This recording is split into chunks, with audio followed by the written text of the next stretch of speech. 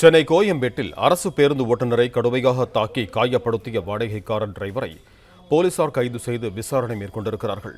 இது தொடர்பான கூடுதல் விவரங்களோடு இணைகிறார் எமது செய்தியாளர் ரியாஸ் அகமது. வணக்கம் ரியாஸ் அகமது, உங்களிடம் இருக்கும் தகவல்களை சொல்லுங்க. வணக்கம்.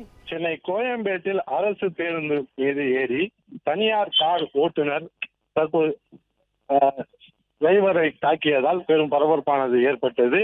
சென்னை வேலூரில் இருந்து சென்னை கோயம்பேடு நோக்கி வந்த அரசு பேருந்து திடீரென பிரேக் போட்டு நின்றதால் பின்னால் வந்த வாகனம் மோதி விபத்துக்குள்ளானது. இதனால் பின்னால் இருந்த வாகன ஓட்டுநரான டிரைவர் சாமுவேல் அரசு பேருந்து ஓட்டுநரை தாக்கக்கூடிய காட்சிகள் வெளியாகி பரபரப்பை ஏற்படுத்தியது. இந்த நிலையில் கோயம்பேடு போலீசார் கார் ஓட்டுநரான மேட்டூர் பகுதியை சேர்ந்த சாமுவேலை கைது செய்து தற்போது விசாரணை மேற்கொண்டு வருகின்றனர். தொடர்ந்து இந்த விபத்து எப்படி நடந்தது என்பது குறித்து போலீசார் விசாரணை மேற்கொண்டு வருகின்றனர். நன்றி ரியாஸ் அகமது, உங்க தகவல்களுக்கு.